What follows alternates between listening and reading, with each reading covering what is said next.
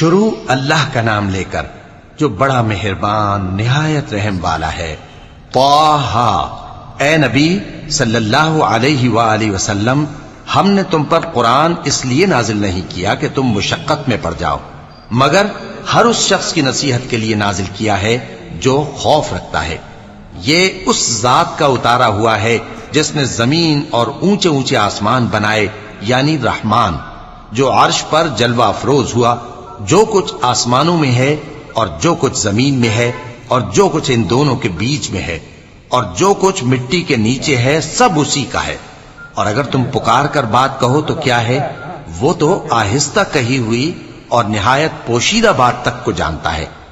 اللہ وہ معبود برحق ہے کہ اس کے سوا کوئی معبود نہیں ہے، اس کے سب نام اچھے ہیں۔ اور کیا تمہیں موسیٰ کے حال کی خبر ملی ہے؟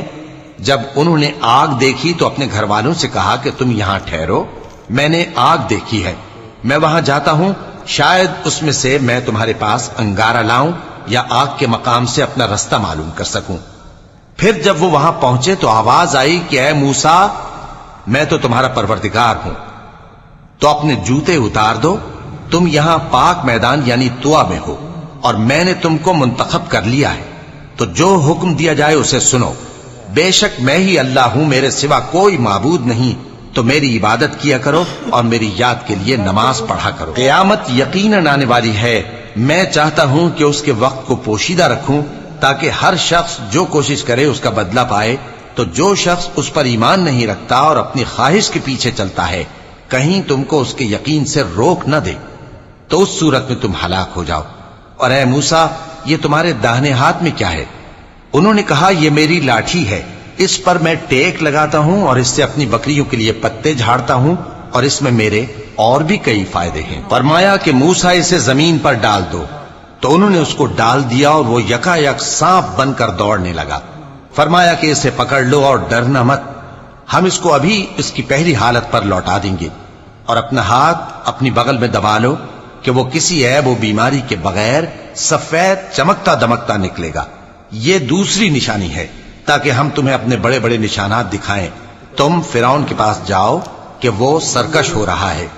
کہا، اے میرے پروردگار، اس کام کے لیے میرا سینہ کھول دے اور میرا کام آسان کر دے، اور میری زبان کی گرہ کھول دے تاکہ وہ میری بات سمجھ لے، اور میرے گھر والوں میں سے ایک کو میرا وزیر یعنی مددگار مقرر فرما، یعنی میرے بھائی ہارون کو۔ اس سے میری کمر کو مضبوط کر اور اسے میرے کام میں شریک کر، تاکہ ہم تیری بہت سی تسبیح کریں اور تجھے کثرت سے یاد کریں، تو ہم کو ہر حال میں دیکھ رہا ہے۔ فرمایا، موسیٰ، تمہاری دعا قبول کی گئی، اور ہم نے تم پر ایک بار اور بھی احسان کیا تھا جب ہم نے تمہاری والدہ کو الہام کیا تھا جو تمہیں بتایا جاتا ہے۔ وہ یہ تھا کہ اسے یعنی موسیٰ کو صندوق میں رکھو، پھر اس صندوق کو دریا میں ڈال دو، تو دریا اس کو کنارے پر ڈال دے گا، اور میرا اور اس کا دشمن اسے اٹھا لے گا۔ اور موسیٰ، میں نے تم پر اپنی طرف سے محبت ڈال دی، اور اس لیے کہ تم میرے سامنے پرورش پاؤ۔ جب تمہاری بہن وہاں فرعون کے ہاں گئی اور کہنے لگی کہ میں تمہیں اس کا پتہ دوں جو اس کو پالے پوسے، تو اس طریق سے ہم نے تم کو تمہاری ماں کے پاس پہنچا دیا تاکہ ان کی آنکھیں ٹھنڈی ہوں اور وہ رنج نہ کریں۔ اور تم نے ایک شخص کو مار ڈالا تھا تو ہم نے تم کو غم سے نجات دی، اور ہم نے تمہاری کئی بار آزمائش کی، پھر تم کئی سال اہل مدین میں ٹھہرے رہے۔ پھر اے موسیٰ، تم ایک اندازے پر آ پہنچے، اور میں نے تم کو اپنے کام کے لیے بنایا ہے، تو تم اور تمہارا بھائی دونوں ہماری نشانیاں لے کر جاؤ، اور میری یاد میں سستی نہ کرنا۔ دونوں فرعون کے پاس جاؤ کہ وہ سرکش ہو رہا ہے، اور اس سے نرمی سے بات کرنا، شاید وہ غور کرے یا ڈر جائے۔ دونوں کہنے لگے کہ اے ہمارے پروردگار، ہمیں خوف ہے کہ وہ ہم پر زیادتی کرنے لگے یا زیادہ سرکش ہو جائے۔ اللہ نے فرمایا کہ ڈرو مت، میں تمہارے ساتھ ہوں کہ سنتا اور دیکھتا۔ اچھا، تو اس کے پاس جاؤ اور کہو کہ ہم آپ کے پروردگار کے بھیجے ہوئے ہیں، تو بنی اسرائیل کو ہمارے ساتھ جانے کی اجازت دیجیے اور انہیں عذاب نہ کیجیے۔ ہم آپ کے پاس آپ کے پروردگار کی طرف سے نشانی لے کر آئے ہیں، اور جو ہدایت کی بات مانے اس کو سلامتی ہو۔ ہماری طرف یہ وحی آئی ہے کہ جو جھٹلائے اور منہ پھیرے اس کے لیے عذاب تیار ہے۔ غرض موسیٰ اور ہارون فرعون کے پاس گئے، اس نے کہا کہ موسیٰ، تمہارا پروردگار کون ہے؟ کہا کہ ہمارا پروردگار وہ ہے جس نے ہر چیز کو اس کی شکل و صورت بخشی پھر راہ دکھائی۔ کہا تو پہلی قوموں کا کیا حال ہوا؟ فرمایا کہ ان کا علم میرے پروردگار کو ہے جو کتاب میں لکھا ہوا ہے۔ میرا پروردگار نہ چوکتا ہے نہ بھولتا ہے۔ وہ وہی تو ہے جس نے تم لوگوں کے لیے زمین کو فرش بنایا اور اس میں تمہارے لیے رستے بنا دیے اور آسمان سے پانی برسایا، پھر اس سے مختلف نباتات پیدا کی کہ خود بھی کھاؤ اور اپنے مویشیوں کو بھی چراؤ۔ بے شک ان باتوں میں عقل والوں کے لیے بہت سی نشانیاں ہیں۔ اسی زمین سے ہم نے تم کو پیدا کیا اور اسی میں ہم تمہیں لوٹائیں گے اور اسی سے ہم تمہیں دوسری دفعہ نکالیں گے۔ اور ہم نے فرعون کو اپنی سب نشانیاں دکھائیں مگر وہ تکذیب اور انکار ہی کرتا رہا۔ کہنے لگا کہ موسیٰ، کیا تم ہمارے پاس اس لیے آئے ہو کہ اپنے جادو کے زور سے ہمیں ہمارے ملک سے نکال دو؟ تو ہم بھی تمہارے مقابل ایسا ہی جادو لائیں گے، تو ہمارے اور اپنے درمیان ایک وقت مقرر کر لو کہ نہ تو ہم اس کے خلاف کریں اور نہ تم، اور یہ مقابلہ ایک ہموار میدان میں ہوگا۔